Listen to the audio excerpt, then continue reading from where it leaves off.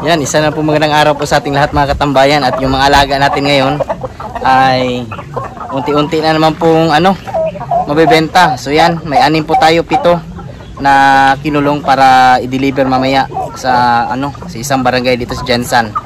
So yan, namili na po sila dito sa ating mga alaga. So bago natin ay i-deliver, papakainin muna natin to.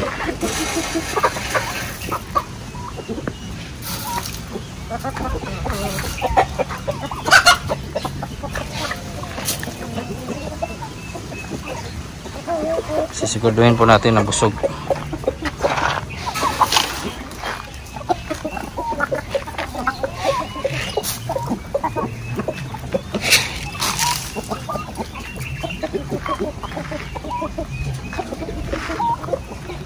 Ito yung ating kaibigan, si Sir Kim.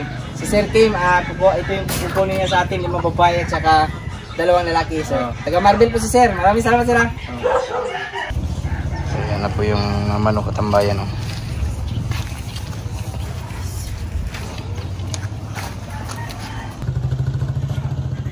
Sa katambayan, may pala tayo bisita galing Davao City, si Sir Neril. Si Sir Neril, si Ma'am. Si Sir Ray. So yan, kukunin nila yung mga pipilian nila yung mga manok po natin dito. Sama yung 2 to 3 months old at saka yung mga malalaki sa labas. Mamimili tayo doon.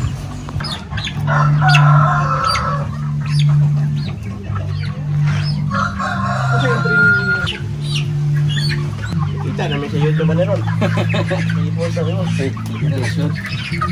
Tingin magnegosyo. Punta lang kayo dito, magbili. Yan! Salamat, Sir! Gusto mag-business ng chicken, dito lang kayo bumili sa Manok Tambayan in Jensan. Yan, maraming salamat po kay Ma'am at kay Sir. Sila, Sir. Asa? Sir, gipang ligbal. Gipang na, Sir? Gipang timan na, Sir? Pang breeder, manggod. Katambayan, nagbigay din po tayo ng Intenso Premium at Worms to go po. So yan katambayan, kinakarga na po yung order po ni Sir sa atin papuntang Davao City. At napakaganda ng kanilang kulungan, lalagyan. O gagawa tayo nito pag nagkataon, magkaroon na tayo ng time. Napakaganda po, hindi talaga ma-stress yung manok nito. Salamat, Sir. Salamat kayo, mga Sir. Salamat kayo, Sir. Ganito na nagakunti yung ating mga alagang manok katambayan matapos na makunan po ng iba nating customer, mabili. At kahit yung ating mga maliliit po ay kunti na lang talaga. Yung mga 2 to 3 months old ay kunti na lang yung naiwan. Sa 60 plus po ng mga sisiyo na mga 2 to 3 months old, ito na lang po yung naiwan katambayan. At yung nga, meron talaga tayong problema dito sa mga sisiyo kasi yan, nakita na naman po natin, meron talaga kumakain po dito ng mga hayop. So isa po sa ating suspect po ay pusa. So yan, unti-unti araw-araw po tayo napapatayan po ng manok, kinakain po. So yan, huulihin po natin yan. Maghanap na po tayo ng oras po talaga. Dami pong mga tira, kumbaga parte ng katawan ng mga manok po dito. So problema yan sa ating manukan po na isa sa mga pwedeng magpalugi sa atin. O pag nasanay kasi yung ating dito sa ating mga mga manok, babalik-balikan na nila yan hanggang maubos ito. So ganito na kalaki, kinakain pa. So problema talaga yan mga katambayan. So sa atin ngayon baka lasunin natin yung kumakain dito. So problema kasi mababawasan yung kita natin. Kahapon yung mga nabili sa atin ng mga manok na ganito kalaki ay konti lang yung nakuha, nasa 27. Kasi 10 na nga ito ang nawala, naubusan tayo. Mag 12 na ata yung kinakain ng hayop po dito. Pusa siguro, baka halo, o yung lizard, o yung tinatawag na bayawak. Hindi pa kasi natin alam kung ano talagang kumakain, hindi natin natuan. Kaya baka magbantay tayo dito sa ating mga alaga gabi. Hulihin natin sa akto kung sino yung kumakain talaga ng ating mga alagang manok. Isa sa problema po pag sobra-sobra yung lalaki po sa ating manukan katambayan, gaya po yan, kinulong po natin, ay ito yung resulta. Yung babae po natin napipilay at minsan yung iba nating manok hindi na po bumababa sa kanilang patulugan. So yung ating mga tanda ngayon, napakarami po dito. So yung ating 3 tandang kinulong po talaga natin para sa ganun po ay hindi po makapaminsala o ma-injury yung iba natin ng mga inahin. So kawawa, mamamatay. So gaya po nito, may 2 tayo dito na kinulong talaga. So sinusigurado po natin na ayaw natin ma-stress pag sobra kasi ng kasta yung ating mga inahin. Stress po yan sila. So buti na lang last time dito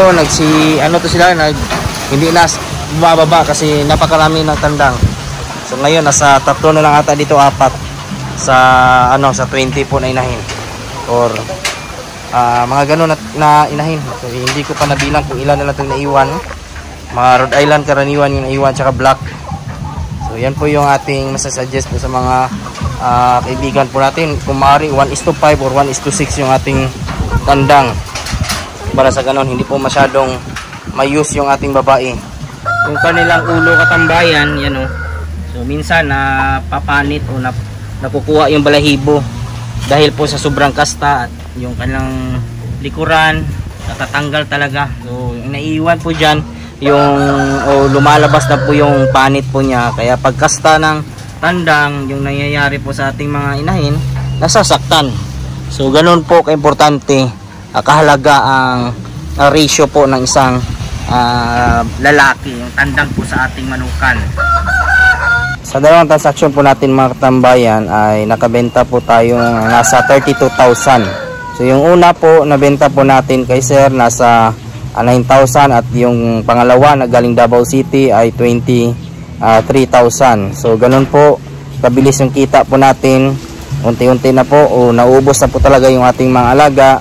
At isa sa mga problema po natin ngayon kung saan naman po tayo kukuha ng mga manok. Minsan kasi sa pag-alaga po ng manok ay naubusan po talaga tayo, hindi natin matanggihan yung ating mga buyer, lalo na po pag pera yung pag-usapan. Kung gusto po natin kumita, huwag mong tanggihan yung mga buyer po natin na bibili, lalo na po kung malayong lugar pa yung kanilang binahe. So ganun po ako dito, basta may pumunta kahit breeders po natin, ibibigay po natin yan. So ganun lang po tayo, hanap po tayo ng paraan para makapera po tayo, makakita po ng another po na mga breeders na pwede nating bilhin. At kung maaari, gaya po ng sinabi po ni sir at yung mga kaibigan po natin, mas maganda na tayo yung pipili sa ating mga alagang manok na alagaan na paparamihin.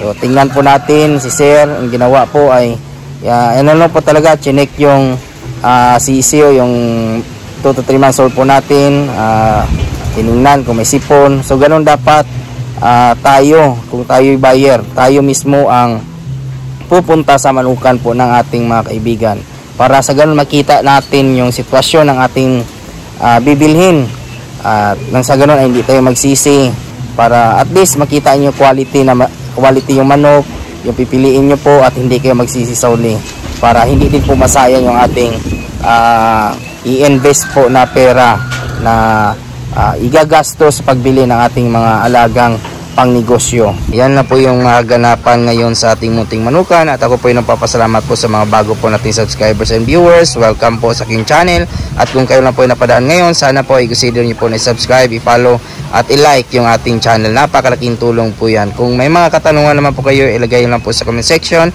at ating sasagutin, at huwag kalimutan i-click yung notification bell para sa mga susunod na videos. Sa mga nanood po dyan ngayon, shoutout po sa inyong lahat. Sa mga hindi ko naman po na shoutout, isa-shoutout ko lang kayo sa susunod. Maraming salamat, God bless, at ingat po kayo palagi. Bye bye.